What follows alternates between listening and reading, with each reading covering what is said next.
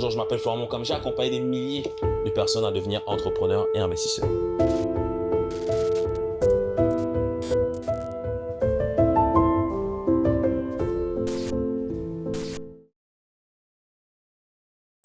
Tu as été au Cameroun il y a de cela quelques temps, tu es allé te frotter au continent. C'est ça. On va aller par là si vous voulez. Au continent des problèmes. Ouais. Tu as fait plus d'1 an de business au Cameroun, tu faisais dans, je crois, tu étais dans des startups, tu faisais des applications, enfin je sais plus très bien ce que tu faisais. C'était agence marketing. Ok, tu faisais une agence marketing sur place. Ouais. Après plus d'1 an sur place, tu es revenu au Canada. Quel retour d'expérience tu ferais du business au Cameroun? Et là, tu as dit que tu as investi à gauche, à droite, mais tu n'as pas dit que tu as acheté à Bonandio. Un des trucs qui m'a choqué, c'est quand j'ai appris, parce que chaque fois que je viens ici, je suis un peu comme un touriste, je viens pour faire mes trucs et je repars. Cette fois-ci, j'ai posé quand même quelques questions. Et j'ai appris les prix des terrains dans certains endroits et j'étais choqué de me rendre compte que dans certains quartiers, même VIP, ici à Montréal, les prix sont plus bas que des prix à Denver. Ah, oui. Oui. Clairement. Non, mais non, l'immobilier, en fait, moi, l'immobilier, le business au Cameroun, laisse tomber, c'est hors de prix. C'est plus cher qu'à Paris. Tu as des endroits où le mètre carré est littéralement plus cher qu'à Paris, tu vois. Donc, le business au Cameroun, je te cache pas que mon agence, honnêtement, on arrive à générer en moyenne à peu près 10 millions de francs CFA. Entre 10 et 15 millions de francs CFA. Donc, ça fait à peu près entre 20 et 30 000 $ canadiens qu'on arrive à générer. À quelle fréquence? Mensuel. Par mois. Mensuel.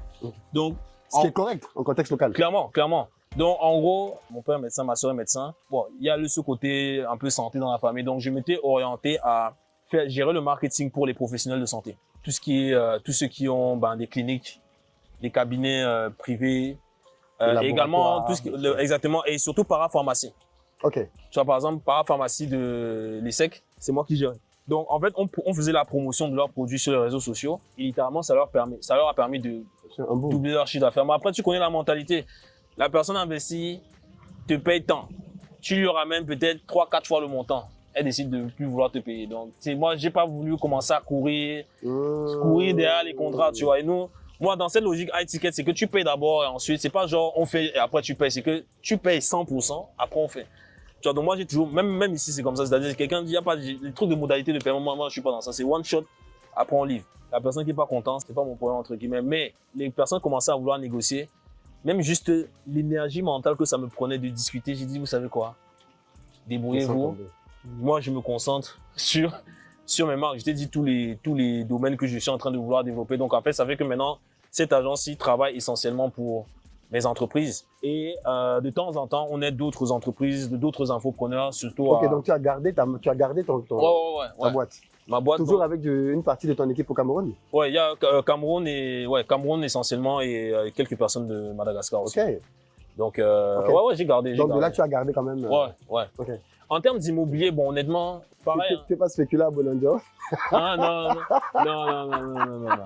J'ai fait, quelques terrains, mais tu vois, pour le moment, je construis pas. On attend un peu que ça passe là. Ouais. Mais je pense que ça va être la même chose, hein. Ça serait de même modèle. Villa haut de gamme, revente.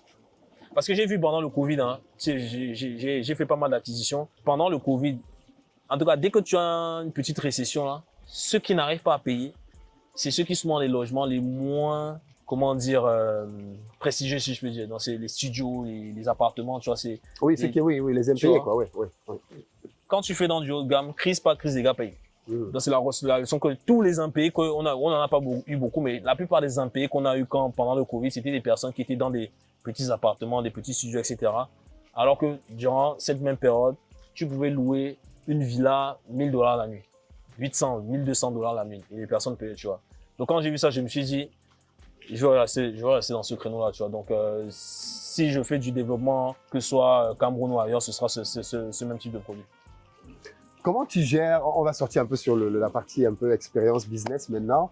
Comment tu gères le retour des gens de notre communauté qui, j'imagine, parfois peuvent être très virulents, très en mode, oui, mais Florian, lui, c'est pas sérieux. Comment tu gères tout ce retour?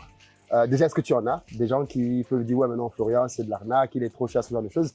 Comment toi, tu gères ça? Est-ce que tu t'en fous complètement? Est-ce que tu les comprends? Ou alors… Non, en fait, moi, c'est sûr que ça me fait rien du tout. Surtout que tu es sur les réseaux, donc ouais, non, c'est sûr. En fait, il y a beaucoup, tu sais, moi, là, ce dont moi j'ai la difficulté, c'est les personnes qui n'essaient pas de comprendre, en fait. Tu vois. Je donne un exemple, ma voiture, quand je suis sorti avec ma voiture, je me suis fait insulter de tous les noms. On m'a accusé de, comment ça s'appelle, que c'était un essai routier. J'ai dit que, mais, tu vois, essai routier, mais, j'ai dit que, mais vous connaissez des essais routiers qui durent 6 mois. Tu vois ce que je veux dire? Donc, tu au lieu même, et en fait, j'ai expliqué comment est-ce que j'ai acheté ma voiture. Ma voiture, ça a été très simple, hein. J'avais l'argent pour acheter la voiture cash. Tu vois, je me suis dit, bon, je vais pas acheter une voiture comme ça cash. Je me suis dit, ok, je vais prendre ces 150 000 $, je vais mettre dans un bâtiment, je vais faire les travaux. Naturellement, le temps a fait son travail, ça prend la valeur, je refinance 400 000 $, je pose à la banque 6% de rendement, ça paye le financement du véhicule. Aussi simple que ça. Donc, j'explique ça dans la vidéo, les gens disent que non, c'est faux, c'est un essai routier, nanani, nanana. J'ai dit, ok, y a pas de problème. Moi, j'ai pas besoin de prouver, voilà. Ouais. Et c'est ça qui est dommage, en fait. Au lieu même d'essayer de voir et d'essayer de comprendre. Ouais. Et moi, des fois, c'est ce que je dis à nos frères, c'est-à-dire, quelqu'un va te dire, ok, Philippe, tu fais de l'argent. Il va juger le fait que tu veuilles faire de l'argent. Mais qui veut pas d'argent? La personne, pour moi, qui dit qu'il ne veut pas d'argent, c'est quelqu'un qui se ment à lui-même, en fait. Parce que si tu dis à quelqu'un, tiens, voilà 1000 €, il va prendre. Ou dis-lui-même peut-être même, ok, comme tu n'aimes pas l'argent, travaille gratuitement, refuse ton salaire. Tu vois. Il va pas accepter. Il va pas accepter. Donc, pour moi, les personnes qui réfléchissent, il y a une hypocrisie derrière l'argent. C'est de l'hypocrisie. Ouais. Au lieu d'essayer de comprendre comment cette personne a fait. Et à un moment donné, le temps, moi j'aime toujours dire le temps donne raison. Tu vois quelqu'un que je pense comme toi, qui est sur Internet depuis ça fait combien d'années? 7 ans maintenant. 7 ans. On a commencé plus ou moins en même temps. Même moi, je bombarde la publicité. Donc tu dis, ok, le gars, ça fait 7 ans qu'il est là. Il est toujours là-dedans. En fait, il faut juste se dire que, mais bon, si ça fait 7 ans qu'il est là, bah, c'est que ça marche, en fait. Scam, exactement, c'est que ça marche. Ouais. Et c'est ça. Et le problème aussi, c'est, que moi je vois ici, c'est pour ça que je suis pas trop dans les trucs de communauté, surtout chez les Camerounais ici. Pourquoi? Parce que, c'est très négatif. On va plus voir le problème plutôt que de voir la solution. Ok, la vie est dure, il fait froid. Comme je disais tantôt, il y a beaucoup de vidéos, on dit que oui. C'est sûr, c'est vrai que le Canada est dur, hein. Le Canada est dur. Le Canada, c'est pas facile. Ça demande beaucoup de résilience, etc. Ok. Ceux qui ont réussi, on fait comment?